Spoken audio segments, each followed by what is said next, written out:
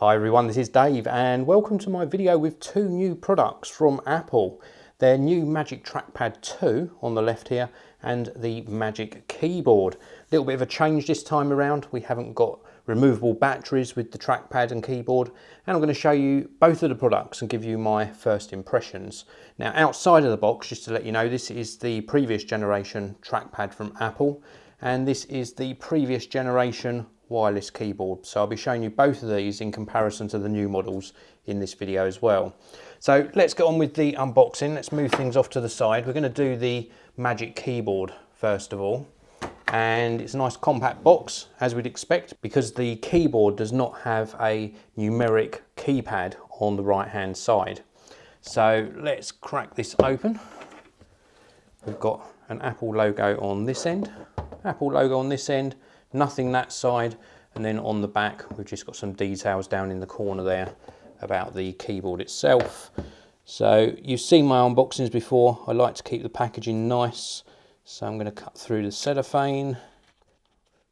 Most of you would have ripped the packaging open by now, but I'm not like that, so bear with me.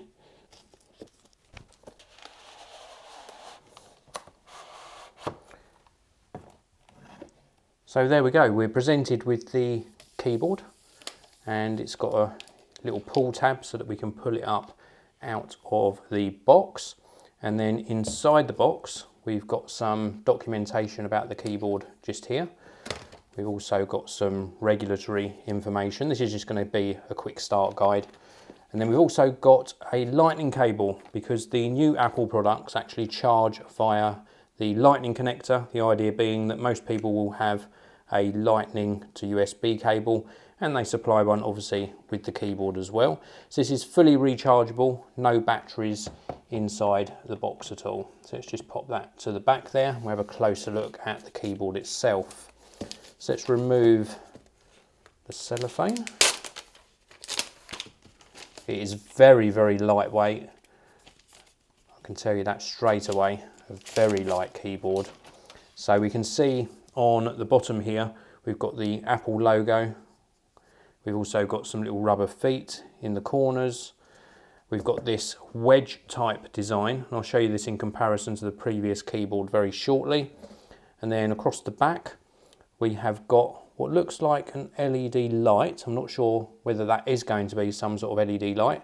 We've also got a lightning connector just here, and then we've got the main power on off switch so we can conserve power. Now apparently this has got a quick charge as well, so if it does run out of battery, it's very quick to recharge. Nice to see that the charging port is on the back there. I was really surprised. Their new mouse that they released has the charging port on the base of the mouse. How crazy is that? And then this has got slightly redesigned keys. Slightly bigger than the previous version. They've also got this different action to them, so slightly less travel but less play, so they don't rock as much as on the previous keyboard. So let's get the previous keyboard into shot for you so you can see the differences between the two.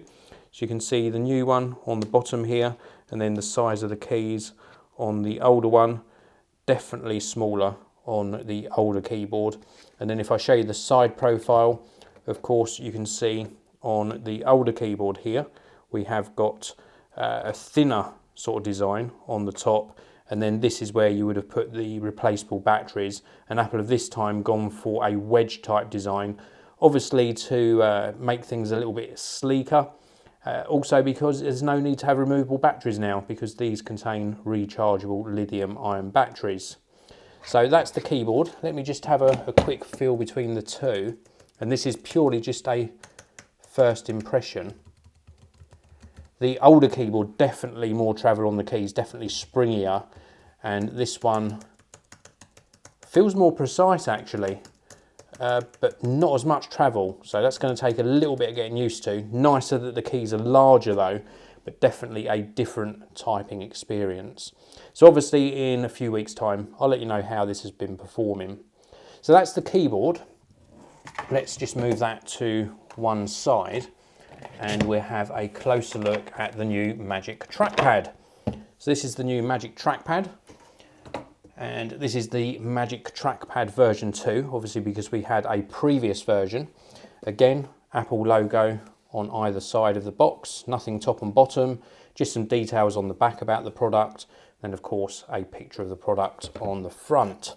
So again, let's open this up in my true OCD fashion. I just like to keep the packaging nice, so I tend to keep the cellophane around the box. It's just the way I do things, and I don't think I will ever change with Apple products. It also, of course, adds to the resale value. Should you resell anything, I tend not to resell the peripherals because they get a lot of use. And the reason I didn't buy the mouse that Apple released this time around is because I 99% of the time use a trackpad, and I'll show you the trackpad that I've been using in a short while. So that's the box open, so let's push this through. There we go. Wow, that is a lot different to what I thought it was going to be like. A lot bigger surface area on this new Magic Trackpad. Let's take this out of the box. So it's presented exactly the same way with this sort of plastic wrap and a little pull tab. And then the same inside. Very consistent Apple are with their packaging. So we've got the lightning to USB cable to recharge the trackpad, and then of course some documentation and regulatory information. Quick start guide in the box. Let's pop that to the back and let's have a look at the trackpad itself. We'll remove the cellophane wrap, and again just so consistent. If we look at the back of this, it more or less replicates the keyboard, but obviously smaller. We have got the Apple logo in the center there, the same 4 little feet in the corners, and then the side profile looks like this, the same wedge shape, so it exactly matches the profile of the keyboard. Very thin at the front, clear on this side, and then of course on the back we've got this clear strip again. I'm really keen to see what that is. It looks like it would hide a light, so I'm hoping it does, because that'd be very cool. And then of course we've got the lightning recharging port, and then the power on off switch on the same side here. So very neat. Let's show you it in comparison to the previous trackpad. So let's take a look at them side by side. You can see we've got so much more surface area on the new one. Look at that, it just dwarfs it. Wow, so different. And then of course side profiles. Now I removed the normal cap that Apple supply on this, and I actually put in a rechargeable port. And the reason I did that is because I wanted to have a trackpad that was rechargeable, but you can see where the batteries would have gone, and the thinner profile on the old trackpad on the top, obviously matching the previous wireless keyboard, and now the wedge type design with no removable batteries on the new Magic Trackpad version 2. Very cool indeed. Let's have a look at them from the back. Obviously so different, but I think the big thing on this one is just that we've got so much more sort of space to use on the new trackpad. Very cool indeed. Now I want to show you what I used to use, or what I have been using up until now. I was using the Logitech Trackpad, again a wedge type design. This was rechargeable as well via micro USB, and the battery was getting a little bit bad on this. I've used this for about maybe 2.5 years, and the battery wasn't lasting very long on this anyway, so I was going to be purchasing another Logitech Trackpad because I really liked the fact that it was rechargeable. But now I have got the new Apple version, and I'm really pleased that I waited, because this looks fantastic. Now another difference on this one, if I just place it on the desk very briefly, is that it's now got the Force Touch built into it, much like in the latter generation of the new MacBook and MacBook Pros.